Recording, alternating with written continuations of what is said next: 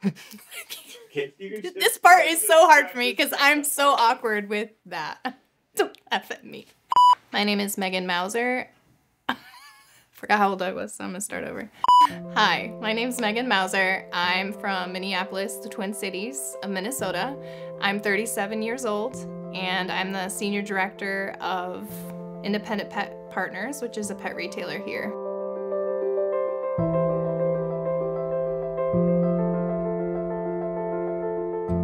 I think I was a person who always thought I had my shit together.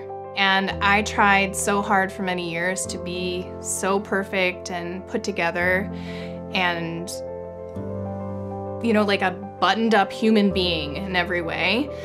And what I was really doing was living a lie. We made it. Hi. How's it going? At some point, I just realized like I really wasn't happy and I couldn't figure out why.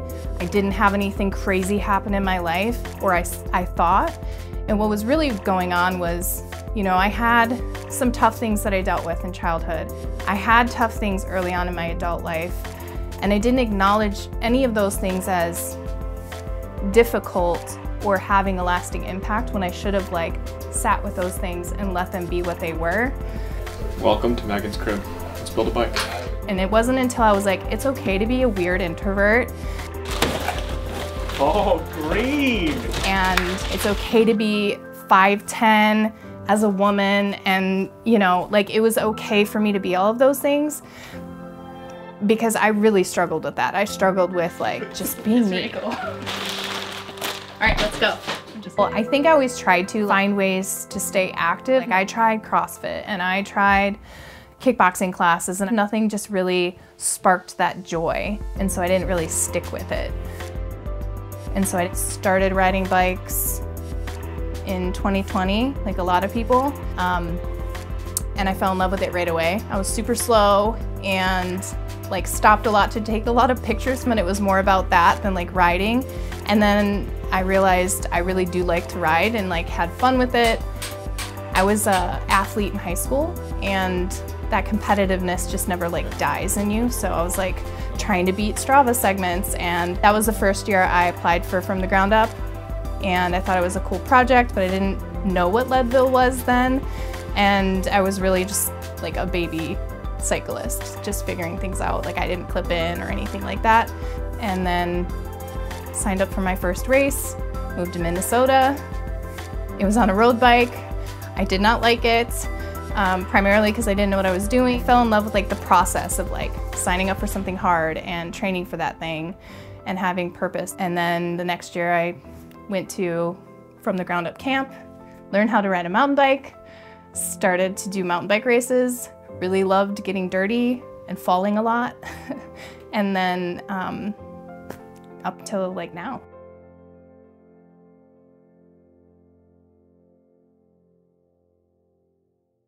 I'm somebody that has learned a lot of things the hard way. Grew up on 50 acres, very poor, 2 sisters, mom and dad, in a very small house. It was a 1-bedroom house, so we shared a loft, and lots of memories there. You learn a lot of great things as a kid growing up that way, but you also learn that life can be hard, and so my journey was, you know, straight into my first marriage early on, which didn't go very well. It was just a way to kind of grow up, I guess. That was really hard because that was the first time I have ever like failed on my own and was lost for a little while. It was also when I met my current husband, so it's not a bad story, but it was a lot about who is Megan. And I thought I wanted to go to school and be really like the typical path, and my life was not that way. And I learned, you know, that I needed my own path to kind of grow up in.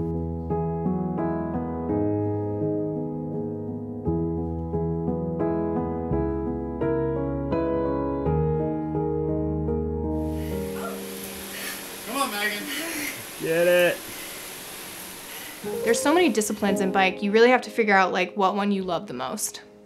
And like the mountain bike for me is waking up early in the springtime and riding through the woods, and the sun's just coming up, and like it makes my soul happy. So I put myself out there very different this year in my video. It was very raw and just like, I sat on the floor in my basement and was just like, this is me, 3rd year. I want to do this. I love what you guys are doing, let's do it. And it felt good that the 2 years of honestly like therapy and stuff and like just being myself, I did that and it worked. So I want to take it on because everyone keeps telling me that it's impossible, but like the show is about doing impossible things and doing things that you think are impossible, but you have this like awesome group of people that build you up and tell you you can do it. I think the hardest parts for me are going to be the weekends, missing baseball games and life to do the longer days on the bike. My husband is a champ and he's really good at knowing me very well and being my like #1 cheerleader, and he can tell when I'm like missing everybody and he'll meet me halfway and they'll ride home with me and stuff like that. So I'm looking forward to that in some ways, but the hardest part is the time that you miss when you train on the longer days. Yeah. As moms especially, we beat ourselves up over not going to every single thing. I've talked to my kids and I have older kids now. They don't remember that stuff as much as you think. So just give yourself a little grace there and try to keep it as balanced as you can, and remember like you can't do it all. So don't.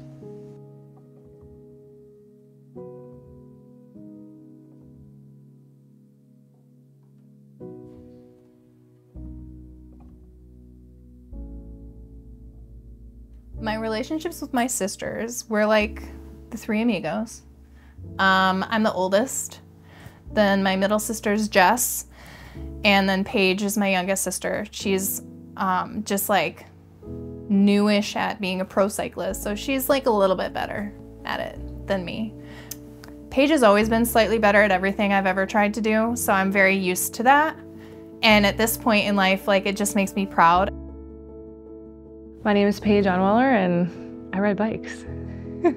Yeah, Megan is my bigger sister, so she's 4 years older than me. So she'll claim she's wiser than me, but yeah, we'll argue that one.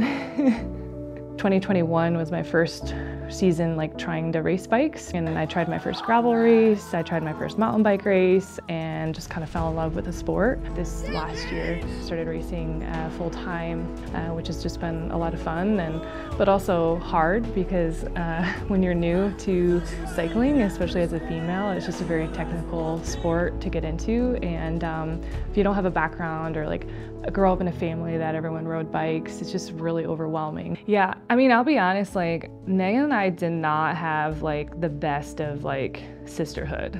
We butted heads. Like she moved away when I was still younger, and it wasn't until she started riding bikes that we started to like get a lot closer.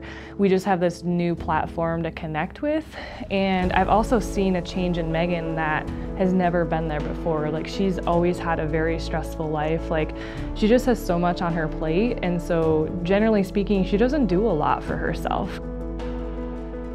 I see her as somebody who, like, I look up to her in a lot of ways. That consistency, the things she's given up, the why behind her riding is very similar to mine. She knows how much I like the process and doing hard things, and this was a race I know was like a big race for her last year.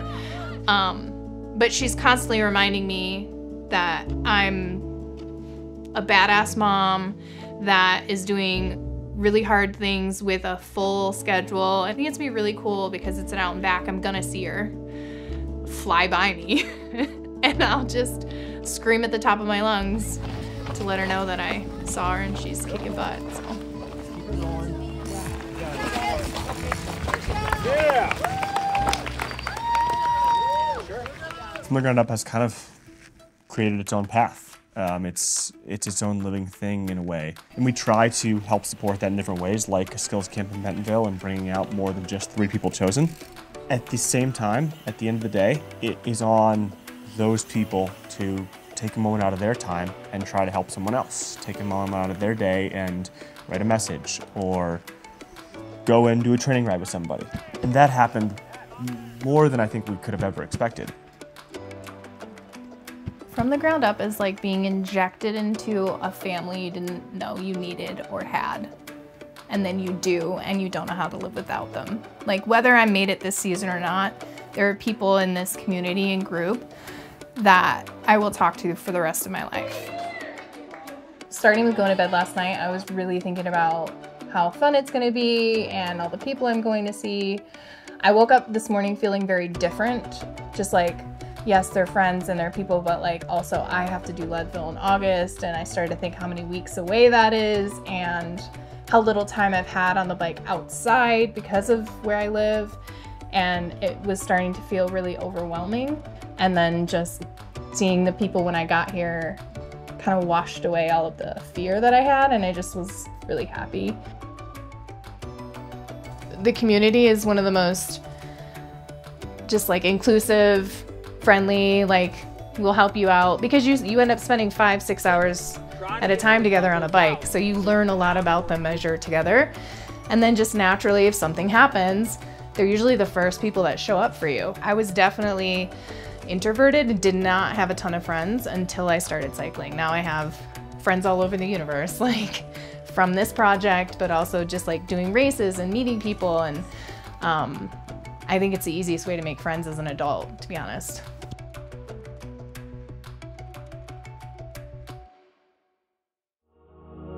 So I've just seen this change in my own sister through bikes. It's just been like really cool to see, and I'm not even sure if she realizes or recognizes that, but it's just been like amazing to see her like put the same amount of effort she puts into everything into her life, but into herself. I mean, From the Ground Up project it's amazing, because what you guys are doing with this project and with this team is like, I was just in that position not that long ago, and so the way I describe it is they're taking people that are brand new to bikes and then giving them the resources to succeed. And you know, it's not even about completing Leadville.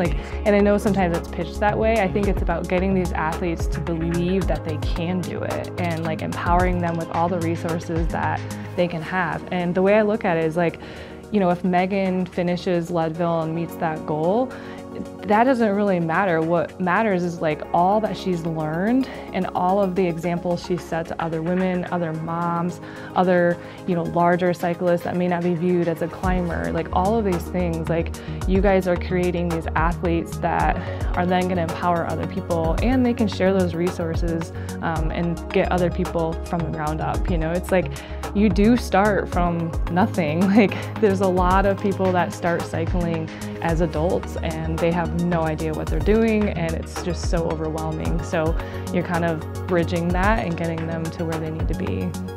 1000% looking forward to giving back, you know, and being that support system for other people in the project going forward, or anybody who reaches out online. There was people, you know, at the descending camp that like recognized me. So, and I think somebody came up to Joanna yesterday and said that they're literally here because of From the Ground Up, just watching on the interwebs. So I think it's really cool if we can do that. I think a big reason why you get intimidated is because you're always looking for someone like you in a situation. And for me, when I pull up to that first group ride, I was the only girl. Some of them had different kinds of bikes. They all had different kinds of clothes. And so just like high school, you go and you want to emulate what everybody else is doing. And so you have this kind of predisposed mindset of like, I need to look like that and act like that to fit in here. And the most magical thing is, and what I would tell people is, you don't. You can come in a unicorn suit. I've seen it. You can literally show up in whatever you want and you will be accepted. You know, I think cycling for me has always been kind of showing people that you can do things that are not normal, because there's a huge stigma around cycling and body types and all kinds of stuff. And as a Athena athlete, I think it's badass to try and take it on. And I've watched Joanna and Shauna and the crew just like kill it.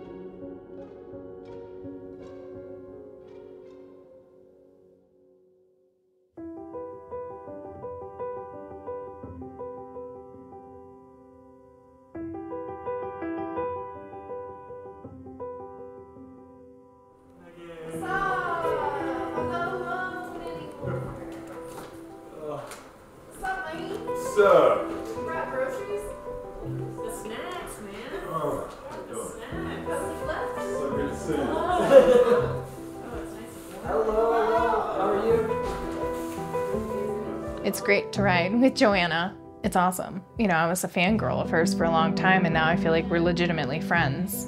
You know, we talked about packing to come here. We talked about before camp. I saw her on the course yesterday, talked her into going up one more time for a descent. That's when I fell. So maybe that wasn't the best life choice. No, to me it looks like you're pushing those edges, which is where you want to be. I leaned too hard. Okay, so you know exactly what happened. Tell me, show us. No, she did what we were working on in Bentonville. Yeah. Like the... There's no berm, so Yeah. And where was with your butt out. Yeah. And all that loose shit up there. Yeah, and then there was no traction, so it went like this. And she went down. It was... Formed looked good until that point. Found the limit. Yeah. That's all. We're just checking out where the limit's at. I know. But I'm fine. Like, I feel fine, but I just feel stupid. And I got you super testy. No. Listen, you look good. But, you know, I saw her on the course today, and I passed her.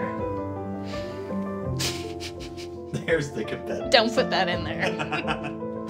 It's nice to see people that are part of the community, and that's kind of how it works. Like, you meet people, then you go and do a race, and you see people that you know, and the more that you do it, the more people that you know, and the more the races start to feel more like home than like some scary big event.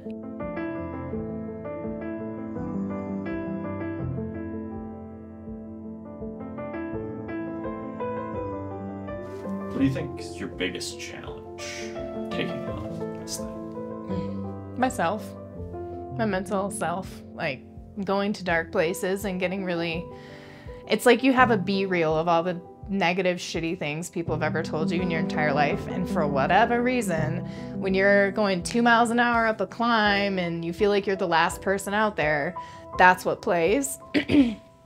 And so you have to get really good at like reframing or turning that off.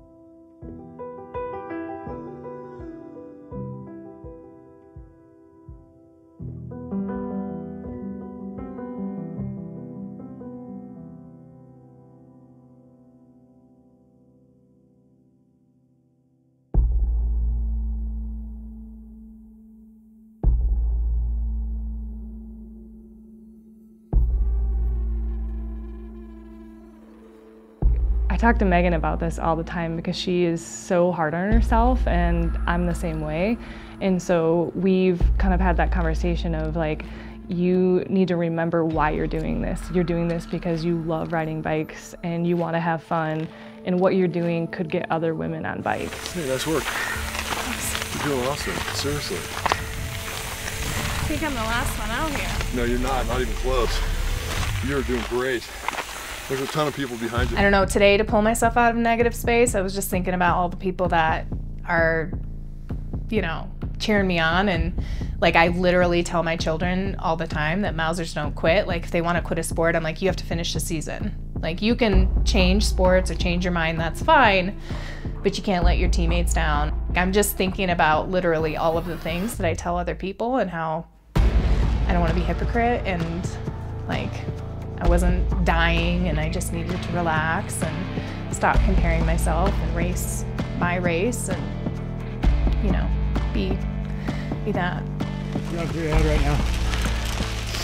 Just don't want to let people down. So just keep going. Even though my body's telling me not to. It's a struggle. Yeah,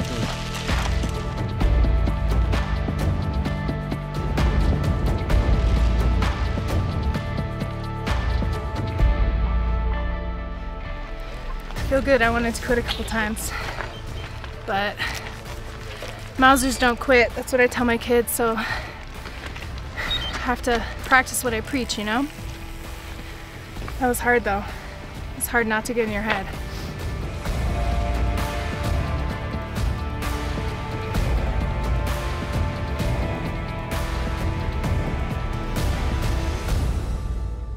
I found that those tough, like, dark moments on a bike are what you think about on the next dark moment. And then you're like, well, I remember that I, you know, did this thing and it was really hard, and I can do this today too. Mousers don't quit.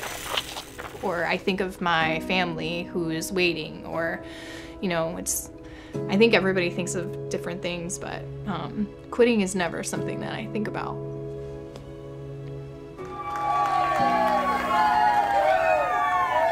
My goal is to get that checkpoint, like leave it all behind. I don't like making it so definitive, so the ultimate goal is to train like a crazy person, keep my body really healthy, eat extremely healthy, just like cherish this vessel that's got to take me up the mountain and give it everything I've got, because at the end of this, that's my goal, is to know that whatever my result is, that was the best I could have gotten on that day, and I'll feel really good about that. If I make it, it's gonna be close, and I think if I don't, it's gonna be really hard to like accept, but I also will be back. Like this is something about me I think people will learn to understand. If I fail at something, I won't stop doing it till I succeed. So if I don't get it this year, I will get it eventually.